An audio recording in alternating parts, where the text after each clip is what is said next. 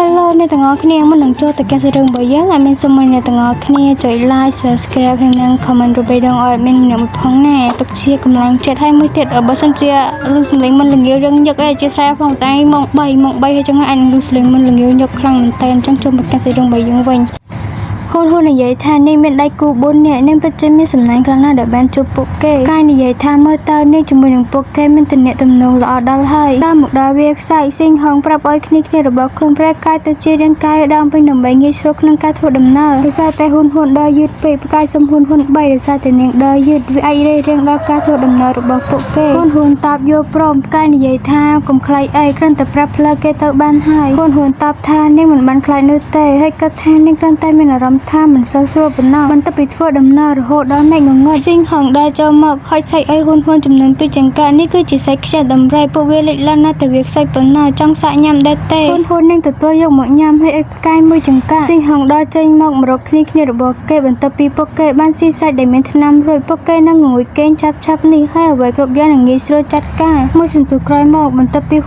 ុនញ៉ាំសាច់ហើយក៏ងុយគេងពួកគេចាប់ផ្ដើមរៀបចំចង់មកចាត់ការហ៊ុនពេលនោះសឹកតែសម្លេងប្រពន្ធសាបើបន្លឺឡើងហើយឈ្មោះហ៊ុនធ្វើឲ្យនាងភ្ញាក់នាងសួរថាតើមានរឿងអីកើតឡើងឬបន្ទាប់ពីឃើញហ៊ុនភ្ញាក់ស៊ីងហងភ្ញាក់ប៉ះជាខ្លាំងគេក៏ថាថ្នាំនេះអាចសម្លាប់សត្វខ្យាដំរីបានហេតុអីបានជាគ្មានប្រសិទ្ធភាពលើក្មេងស្រីម្នាក់នេះអញ្ចឹងពួកគេដើរចូលមកកាន់តែចិត្តលៀនចេញមកពីក្រោយខ្នងរបស់ហ៊ុនហើយក៏ចាត់ការពួកគេហ៊ុនឃើញអញ្ចឹងហើយនឹងគិតថាមានអីខុសប្រក្រតីជាមួយនឹងសត្វទាំងអស់នេះហើយនាងស្រួលតែហៅកាយឲ្យភ្ញាក់ឡើងនៅទីនេះមានគ្រោះថ្នាក់បន្ទាប់ពីគេបើកភ្នែកមកគេគិតថាតើថ្នាំនេះមិនមានប្រសិទ្ធភាពលើហ៊ុនទេឬពួកគេទាំងពីរនេះចាប់ផ្ដើមរត់ស៊ីហងនៅពេលដែលឃើញពួកគេរត់បានប្រាប់ឲ្យគ្នារបស់ខ្លួនដេញចាប់ហ៊ុនហើយនឹងផ្កាយពេលកំពុងរត់នាងក៏ថាតើមនុស្សល្អដែលនាងបានធ្វើដំណើរជាមួយបន្ទាប់ពីនាងកេងមួយផ្លេតភ្ញាក់ឡើងវិញហេតុអីបានជាពួកគេប្រែជាឈួតអញ្ចឹងហ៊ុនបានរុញផ្កាយចេញឲ្យគេរត់ទៅមុនសិនទៅសំឡេងសាប៉ាបន្លឺឡើងថាពិតមែនហើយឲ្យគាត់ចេញទៅកាន់តែឆ្ងាយកាន់តែល្អកន្លែងនឹងអាចនិយាយបានថាហ៊ុនមិនបានកាត់សម្គាល់លើសម្ដីរបស់សាប៉ានោះទេកាយគិតថាខ្លួនប្រាណរបស់នាងភ័យញ័រខ្លាចដូចជាកូនមុនអញ្ចឹងបន្តែនាងនៅតែការពារខ្ញុំគេតាប់ទៅវិញថាទោះបីជាគេរត់តែម្នាក់ឯងក៏គេមិនអាចរកផ្លូវឃើញដែរស្រួលមិនស្រួលអាចនឹងវង្វេងម្ដងទៀតសាប៉ានិយាយថាហេតុអីបានជាស្ដេចងងឹតមិនទាន់ចាក់ចេញទៀតហ៊ុនសុបកាយថាគាត់ទៅធ្វើយ៉ាងម៉េចទៅផ្កាយតបថាគាត់នឹងរកវិធីដោះស្រាយឲ្យនាងតពួនសិនទៅហ៊ុនសួរថានោះគឺជាកំណត់ល្អប៉ុន្តែតើលោកអាចតបតជាមួយនឹងពួកគេបានដែរមែនទេកាយតបថាកុំបារម្ភអីគេអាចដោះស្រាយវាបានទៅពេលដែលដោះស្រាយវាហើយនឹងតែត្រឡប់មករកគេវិញបន្ទាប់ពីរត់តាមមកទាន់គេបញ្ជាឲ្យគ្នារបស់គេចាត់ការជាមួយនឹងផ្កាយចំណែកឯគេនឹងដេញតាមហ៊ុនមិនទាន់ទាំងបានធ្វើអីផងស្រាប់តែមានដៃស្រមោលខ្មៅជាច្រើនបានចាប់ពួកគេនាងដើរមកដល់កន្លែងហ៊ូយានឹងគ្នារបស់ហ៊ូយានឹងដៃគូរបស់នាងមួយចំនួនទៀតសាបើចេញមកគេសួរថាតើអ្នកពិតជាមានគំនិតចាប់ស្រីម្នាក់នោះដើម្បីមកធ្វើជាចំណាប់ខ្មាំងជួយសង្គ្រោះព្រះអង្គងងឹតមែនទេហ៊ុនសួរថាផ្កាយអញ្ចឹងឬតើគេនៅទីណាសាបើតាប់ថាវាគឺជាបរិមម្នាក់ដែលនាងព្យាយាមជួយនឹងហើយបន្ទាប់ពីលឺអញ្ចឹងហើយធ្វើឲ្យហ៊ុនព្យាផ្អើលខ្លាំងណាស់តើគាត់គឺជាផ្កាយមែនទេគ្មានអីចម្លែកនោះទេដែលថាមើលទៅប្រហែលប៉ុន្តែហេតុអីបានជាគាត់ស្រាប់តែខ្ពស់ជាងមុនអញ្ចឹងសាបើតាប់ថារូបរាងពិតរបស់គាត់ត្រូវបានបង្ក្រាបឲ្យខ្លាចទៅជារូបរាងកូនក្មេងផ្កាយដែលនាងបានឃើញឥឡូវនេះគឺជារូបរាងពិតរបស់គាត់បន្ទាប់ពីចាក់ចេញពីសមុទ្រនៃការបំផិនបន្ទាប់ពីលឺអញ្ចឹងហ៊ុននិយាយថាមើលទៅនាងត្រូវតែរត់ហើយសាបើប្រាប់ឲ្យនាងងាកក្រោយផ្កាយកំពុងតែដើរមកហ៊ុនឆ្ងល់ខ្លាំងណាស់តើគាត់អាចចាត់ការសត្វទាំងអស់នោះបានលឿនដល់ថ្នាក់នេះឬបន្ទាប់ពីឃើញអញ្ចឹងសាបើជូនពរឲ្យនាងមានសុវត្ថិភាពហើយក៏រលាយបាត់ទៅធ្វើឲ្យហ៊ុនខឹងជាខ្លាំងនាងព្យាយាមរកកន្លែងពួនឃើញផ្កាយដើរចេញមកនាងគិតថាប្រហែលជាគេមើលនាងមិនឃើញនោះទេផ្កាយក្រឡេកភ្នែកមើលហ៊ុនបន្តិចគេសួរថាតើនាងកំពុងតែធ្វើអីនៅកន្លែងហ្នឹងហ៊ុនតបទៅវិញទាំងភ្ញាក់ផ្អើលថាតើលោកមិនមែនពីការភ្នែកទេឬមិនក៏ដឹងថានាងកំពុងតែពួននៅកន្លែងនេះបន្ទាប់ពីឃើញផ្កាយស្ងាត់នាងព្យាយាមនិយាយបន្លប់ថានាងចង់មានន័យថាតើលោកទីបានយ៉ាងម៉េចថានាងកំពុងតែពួននៅកន្លែងនោះនាងសួរថាចោះស៊ីងហងហើយនឹងគ្នារបស់គេវិញផ្កាយតបថាគេបានចាត់ការរួចអស់ហើយគេសួរនាងថាតើនាងចង់ដឹងដែរទេថាពួកគេត្រូវចាត់ការយ៉ាងម៉េចហ៊ុនប្រកាសយ៉ាងលឿននាងមិនចង់ដឹងនោះទេនៅក្រុមរបស់ហ៊ូយេនលឺសំឡេងពួកគេនិយាយថាពួកគេបានស្វែងរកស៊ីនហងមិនឃើញនោះទេហើយនឹងអ្នកដទៃទៀតប្រហែលជាមានរឿងអីកើតឡើងចំពោះពួកគេហើយពួកគេសម្លឹងមើលផ្កាយហើយនឹងហ៊ុនវាប្រហែលជាមកពីអ្នកដំណើរទាំងពីរនាក់នោះហើយហ៊ូយេនចាប់ដើមរំអួយធ្វើជាយំដៃគូរបស់នាងនិយាយថាកុំយំឲ្យពួកយើងនឹងសងសឹកឲ្យស៊ីនហងហើយនឹងអ្នកដទៃទៀតមនុស្សពីរនាក់ដើរចូលមកម្នាក់ទៀតសួរថាតើមានរឿងអីកើតឡើងចំពោះស៊ីនហងនិងអ្នកដ តីទៀតមែនទេអ្នកដែលបានចេញទៅស្វែងរកស៊ីងហងនិយាយថាស្ថានភាពរាងកាយរបស់ពួកគេគឺចម្លែកគ្មានរបួសអីទាំងអស់ប៉ុន្តែពួកគេដូចជាកំពុងតែភ័យខ្លាចនឹងអីមួយយ៉ាងរហូតដល់គៀងបេះដូងស្លាប់តើវាអាចដែរទេថាពួកគេខ្លាចខ្មោចរហូតដល់គៀងបេះដូងស្លាប់យើងគាត់តែចាក់ចេញពីកន្លែងនេះទៅវាគួរឲ្យខ្លាចខ្លាំងណាស់ពួកគេសម្លឹងមើលទៅហ៊ុនហើយនឹងផ្កាយចុះពួកគេទាំងពីរនាក់នោះវិញអ្នកទៀតនិយាយថាប្រហែលជាស៊ីងហងមិនទៅបានចាត់ការពួកគេផងប្រហែលជាត្រូវជប់ខ្មោចភ័យរហូតដល់ស្លាប់ហើយកាយសំបីហ៊ុន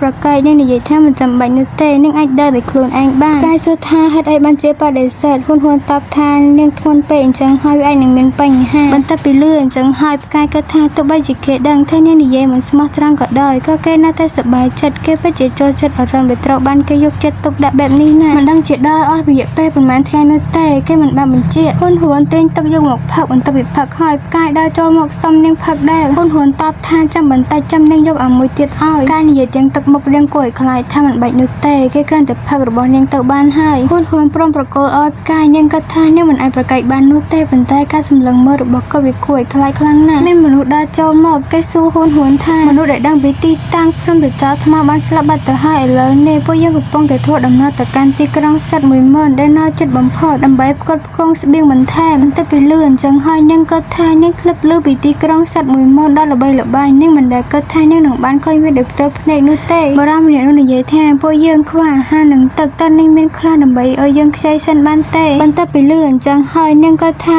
នាងមានទឹកហើយនិងអាហារជាច្រើននៅក្នុងលំហអាកាសប៉ុន្តែសត្វទាំងអស់នេះធ្លាប់មានចេតនាអាក្រក់មកលើនាងពីមុនអញ្ចឹងហើយនាងមិនចង់ជេររំលែកជាមួយនឹងពួកគេនោះទេនាងតបទៅវិញថាសុំទោសផងទឹកហើយនិងអាហាររបស់នាងក៏ខ្វះដែរនៅពេលនេះបន្ទាប់ពីលឺអញ្ចឹងហើយគេក៏ដើរចេញទៅយប់ឡើងនៅពេលដែលហ៊ុនកំពុងតែគេងលក់ពួកគេចាប់ផ្ដើមដើរចូលមកដើម្បីមកចាត់ការហ៊ុនហើយនឹងផ្កាយប៉ុន្តែត្រូវហ៊ុនបញ្ជាឲ្យវើបៃតងចាត់ការពួកគេសត្វទាំងអស់នោះនិយាយថាពួកគេទាំងពីរនាក់នេះមិនអាចលេងសើចជាមួយបាននោះទេយើងមិនគួរមានបញ្ហាជាមួយឡើយពួកគេចាប់ផ្ដើមរអ៊ូរទាំតើពួកយើងគួរតែធ្វើយ៉ាងម៉េចទៅពេលនេះយើងមិនមានអាហារនិងទឹកគ្រប់គ្រាន់ដើម្បីចាក់ចេញពីវាលខ្សាច់នេះនោះទេថ្ងៃស្អែកពួកយើងនឹងដើរស្វែងរកនៅតាមតំបន់នោះហើយមើលថាតើយើងអាចរកអីខ្លះដើម្បីបរិភោគនៅពេលដែលហ៊ុននឹងកំពុងកែងនឹងមកមើលហៅឈ្មោះរបស់បៃទីបន្ទាប់ពីលឺហ៊ុនមកមើលហៅឈ្មោះរបស់អ្នកផ្សេងធ្វើឲ្យផ្កាយខឹងធ្វើមកដូចអន្ទះបាញ់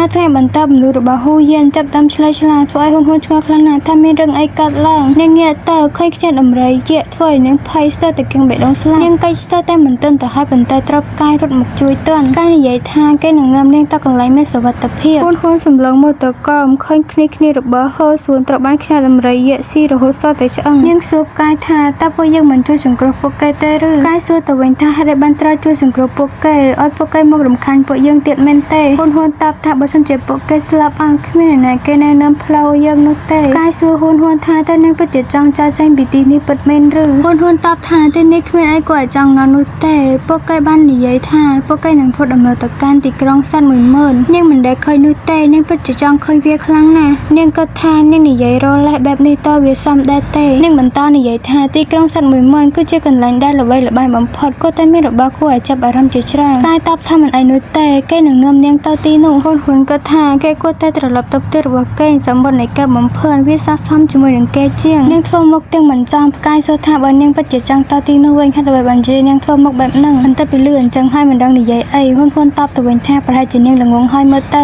កាយចាប់ដើមអស់សំណើចបន្តិចរួចតបទៅវិញថាគេយល់ហើយអញ្ចឹងគេឲ្យហ៊ុននៅចាំគេនៅទីនោះហើយក៏ស្ទុះហោះចុះមកជួយបរិម្នាក់ដែលនៅរស់នៅយប់ឡើងបរិម្នាក់ដែលត្រូវផ្កាយជួយភ្ញាក់ឡើងខ្លួនឡើងគេក្រឡេកមើលជុំវិញខ្លួនរបស់គេតើគេមិនទាន់ស្លាប់ទេឬគេបើកភ្នែកមកសម្លឹងមើលផ្កាយហើយនឹងហ៊ុនគេនិយាយថាតើមានរឿងអីកើតឡើងទៅហ៊ុនកំពុងតែអាំងសាច់ខ្ញាត់ដំរីយៈនាងសួរថាតើគេភ្ញាក់ហើយឬនាងយកសាច់និងទឹកមកឲ្យគេញ៉ាំបន្ទាប់ពីគេកំពុងតែញ៉ាំនាងនិយាយថាលោកទទួលបានទឹកមួយកែវក្នុងមួយថ្ងៃហើយលោកបានផឹកវាអស់មួយចំណែករួចហើយនៅថ្ងៃនេះបន្ទាប់ពីលឺអញ្ចឹងហើយគេមិនពេញចិត្តនោះទេគេបានបញ្ចេញទម្រង់សត្វសាហាវដើម្បីបន្លាចហ៊ុនលៀនចេញមកនិយាយថាហ៊ានឆ្លើយដាក់ម៉ាក់របស់យើងផងដោយសារតែឃើញអញ្ចឹងធ្វើឲ្យគេភ័យជាខ្លាំងគេ ព្យាយាមនិយាយសុំទោសហ៊ុនយ៉ាងលឿនហ៊ុននិយាយថាយើងជួយសង្គ្រោះលោកបានលុះត្រាតែលោកនាំយើងទៅកាន់ទីក្រុងសត្វ 10000 ប្រសិនបើលោកមិនចង់នោះទេយើងអាចបញ្ជូនលោកមកវិញឥឡូវនេះបានបរិសម្នាក់នោះតបថាវាពិបាកពេកហើយដែលត្រូវបញ្ជូនគេត្រឡប់ទៅមកគេនឹងនាំយើងទៅកាន់ទីក្រុងសត្វ 10000 ហ៊ុននិយាយថាល្អហើយអញ្ចឹងយើងមានគ្នាបន្ថែមយើងត្រូវការឧបករណ៍សម្រាប់ធ្វើដំណើរជាសំណាងល្អនាងនៅតែមានបន្ទាឈើខ្លះដែលនាងធ្លាប់ប្រើកាលពីមុននាងធ្វើចុះធ្វើឡើងខ្លាយទៅជារទេះខ្សាច់អានឹងឲ្យមានដងហើយទៅសំហារទេខ្សែចឹងអ្នកគ្នានាងបានយកខ្សែពាក្យកោបរិមម្នាក់នោះគេសួរថាតើនាងចង់ឲ្យខ្ញុំទីអ្នកទាំងពីរមែនទេខ្ញុំមិនអាចធ្វើបែបនឹងបានឡើយហ៊ុននិយាយថានាងនឹងប្រកល់ទឹកឲ្យគេក្នុងមួយថ្ងៃចំនួន2ដងបន្ទាប់ពីលឿនអញ្ចឹងហើយគេព្រមទទួលធ្វើភ្លាមហើយក៏ចាប់ផ្ដើមហ៊ុនហើយនឹងផ្កាយនៅព្រឹកបន្ទាប់ពួកគេធ្វើដំណើររហូតមកឃើញរុក្ខជាតិធ្វើបៃតងខ្យល់បរិសុទ្ធទីបំផុតពួកយើងបានចាក់ចេញពីវាលខ្សាច់ហើយពួកគេធ្វើដំណើររហូតមកដល់កន្លែងមួយដែលមានស្រះទឹកបន្ទាប់មកពួកគេឈប់សម្រាប់ដើម្បីចុះលាងសម្អាតខ្លួនហ៊ុនឈរសម្លឹងមកបរិមម្នាក់នោះហើយនឹងផ្កាយកំពុងតែលេងទឹកប៉ុន្មាននាទីក្រោយមកផ្កាយជ្រមុជទឹកមិនឃើញលេចចេញមកប៉ុន្មាននាទីក្រោយមកផ្កាយជ្រមុជទឹកមិនឃើញលេចឡើងមករត់ដែលបានងុយទឹកជាមួយនឹងផ្កាយឆ្ងល់ខ្លាំងណាស់ហេតុអីបានជាផ្កាយមិនឃើញឡើងមកអញ្ចឹងឬក៏គេលងទឹកស្លាប់ហើយបន្ទាប់ពីលឿនអញ្ចឹងហ៊ុនគិតថានេះគឺជាឱកាសល្អនាងគួរតែប្រើឱកាសនេះដើម្បីរត់គេចតន់ទាំងត្រៀមរត់គេចផងសັບតែផ្កាយផុសចេញមកពីទឹកនាងគិតថាសំណាងល្អដែលនាងមិនទាន់បានរត់មិនដូច្នោះនោះទេគេច្បាស់ជាចាប់នាងតសម្បត្តិនៃការបំផិនមិនខានកាយសួរថាតើនាងមិនងុយទឹកទេឬហ៊ុនតបទៅវិញថានាងមិនងុយនោះទេនាងចូលចិត្តពេលខ្លួនរបស់នាងពោពេញទៅដោយខ្សាច់ល្អជាងនាងគិតថាខ្លួនប្រាណរបស់នាងក៏ខ្វក់បែបនេះតើគេមិនចង់ចូលមកក្បែរទីក្រុងសត្វ 10000 ហ៊ុនគិតថាកន្លែងនេះធំជាងទីក្រុងព្រះអាទិត្យទៅទៀតបរិស័ទដែលបានធ្វើដំណើរមកជាមួយនាងនិយាយថាពួកយើងនៅទីក្រុងហើយនៅខាងក្នុងកំពែងគឺជាទីក្រុងខាងក្នុងដែលពួកអភិជនរស់នៅយើងមិនគួររំពឹងថានឹងចូលទៅទីក្រុងខាងក្នុងនោះទេបើមិនដូច្នោះនោះទេយើងនឹងអាចត្រូវបានគេបណ្តេញចេញទីក្រុងខាងក្រៅមានចំនួន4កងពលបក្សីស្បាត់បន្ទប់ស្លឹកមាសព្រះវិហារដ៏ទេវភាពនិងសម្ព័ន្ធភ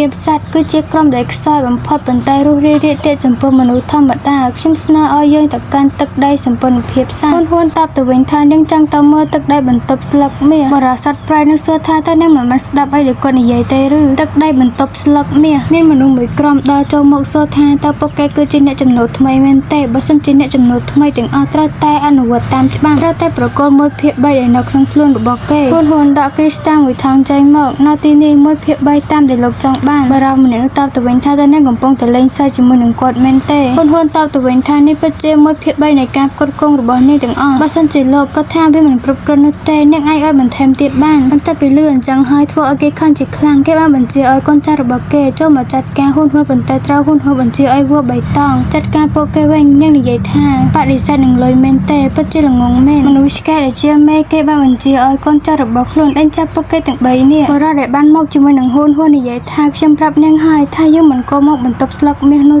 ទេឥឡូវនេះពួកយើងត្រូវបានពួកគេដេញចាប់ហើយហ៊ុននិយាយថាពួកយើងទាំង3នាក់នៅជាមួយគ្នាគឺអាចនឹងត្រូវពួកគេចាប់បានពួកយើងគួរតែបំបែកផ្លូវគ្នារួចចាំជប់គ្នានៅច្រកចូលក្រុងកាយចាប់ដៃហ៊ុនចាប់គេសួរថាតើនាងមិនមករកខ្ញុំបន្ទាប់ពីពួកយើងចែកផ្លូវគ្នាមែនទេហ៊ុនតបទៅវិញថាពួកយើងចូលមកជាមួយគ្នាអញ្ចឹងហើយពេលទៅវិញក៏ត្រូវទៅជាមួយគ្នាបន្ទាប់ពីលឿនអញ្ចឹងហើយទៅផ្កាយព្រមប្រឡែងដៃហ៊ុនពេលរត់នៅតាមផ្លូវហ៊ុនព្យាយាមស្រែកហៅប្រពន្ធសាប៉ៅឲ្យជួយនាងផងកាយចេញមកសួរថាតើព្រះអង្គម្ចាស់ងងឹតនៅឯណាហ៊ុនតបទៅវិញថាដំណឹងល្អនាងបានបង្វែរដានគេឲ្យចេញពីនាងហើយដំណឹងអាក្រក់នោះគឺនាងកំពុងតែត្រូវមនុស្សមួយក្រុមដេញតាមសាប៉ៅនិយាយថាចូលទៅក្នុងផ្លូវតូចហើយបាត់ទៅខាងស្ដាំបន្ទាប់មកឡើងលើជញ្ជាំងហ៊ុនបានឲ្យវឿបៃតងចាប់លើនាងឡើងទៅលើជញ្ជាំងហ៊ុនឈរសម្លឹងមើលពីខាងលើនេះហាក់ដូចជាកន្លែងអ្នកមានរស់នៅតើក្រុមល្បាតនឹងមិនមកដល់ទីនេះទេតើមែនទេសាប៉ៅនិយាយថាបាត់ត្រង់100 ម៉ែត្ររួចបាត់ឆ្វេងរួចហើយចូលទ្វារទី1កុំឲ្យគេចាប់បាននេះគឺជាសារធំរបស់បន្ទប់ស្លឹកមាសក្នុងទីក្រុងសត្វ 10000 នាងដើរទៅជួបជាមួយនឹងហ៊ូស៊ូធ្វើឲ្យនាងភ្ញាក់ផ្អើលខ្លាំងណាស់ហ៊ូស៊ូសួរថាតើនាងមកធ្វើអីនៅទីនេះហ៊ុនតបថារឿងគឺវាវែងឆ្ងាយខ្លាំងណាស់នាងបានរាយរាប់រឿងទាំងអស់ប្រាប់ហ៊ូស៊ូលើកលែងតែរឿងរបស់ផ្កាយរហូតបានមកដល់ទីនេះហ៊ូស៊ូនិយាយថាតាមការពិពណ៌នារបស់នាងដង្កូវសាច់ប្រភេទនោះក៏តែជាដង្កូវថ្មពណ៌សដីកោកធ្លាប់បានជួបប្រទះនឹងគ្រោះមហន្តរាយសត្វល្អិតដ៏ធំមួយដង្កូវសគឺជាសត្វល្អិតមួយប្រភេទដែលពិបាកគ្រប់គ្រងបំផុតដង្កូវស្ដេចពង្រឹងខ្លួនឯងដោយលេបត្របាក់សាកសពហើយបន្ទាប់មករំរាកជាមួយនឹងសត្វឈ្មោះផលិតគុនដង្កូវឥតឈប់ឈរហ៊ុនតបថាវាគួរឲ្យខ្ពើមខ្លាំងណាស់ស្ដេចដង្កូវនៅរស់ប្រកាសជានឹងធ្វើបាបសត្វជាច្រើនទៀតនាពេលអនាគតហ៊ូស៊ូតបថាពិតមែនហើយបញ្ហានេះមិនអាចមើលរំលងបាន បាននោះទេបន្ទាប់ពីពិធីបូជារួចរាល់នាងនឹងជម្រាបជូនម្ចាស់សម្ព័ន្ធភ្លាមនាងបន្តនិយាយថានាងនឹងរៀបចំទឹកក្តៅអ៊ុនខ្លះសម្រាប់នាងដើម្បីឲ្យនាងងូតទឹកនាងដូចជាសិស្សច្បាស់របស់ខ្ញុំដែរដូច្នេះហើយវាគឺជារឿងធម្មតាទេដែលត្រូវមើលថែនាងនៅពេលដែលហ៊ុនកំពុងងូតទឹកសាប៉ាចេញមកគេនិយាយថាពួកយើងមិនទាន់បានលុបខ្លានរបស់ស្ដេចបិសាចងងឹតចេញនៅឡើយនោះទេស្នាមនៅលើកញ្ចឹងករបស់នាងបានប្រែពណ៌ទៅជាពណ៌ស្វាយម្ដងទៀតហើយហ៊ុនតបថាវាប្រហែលជាពេលដែលនាងមិនបានយកចិត្តទុកដាក់ផ្កាយបានលុបខ្លានរបស់ស៊ូលីងចេញនាងសួរសាប៉ាថាតើគួរតែធ្វើយ៉ាងម៉េចដរាបណាសញ្ញានេះនៅលើខ្លួនរបស់នាងផ្កាយនៅតែអាចរកនាងឃើញគ្រប់ទីកន្លែងផ្កាយតបថាគេមានវិធីសាស្ត្រមួយហើយក៏ប្រាប់ពីរបៀបដែលត្រូវលុបសញ្ញានោះចេញហ៊ុនសួរថាតើនាងពិតជាត្រូវកាត់ស្បែករបស់នាងចេញពិតមែនឬសាប៉ាតបថាកុំបារម្ភអីគេបានកាត់ផ្ដាច់អារម្មណ៍នៃការឈឺចាប់ចេញហើយនៅពេលដែលនាងកំពុងតែធ្វើនាងនឹងមិនមានអារម្មណ៍ថាឈឺនោះទេបន្ទាប់ពីលឺអញ្ចឹងហើយហ៊ុនទាញកំបិតចេញមកមិនអីនោះទេនាងនឹងធ្វើវា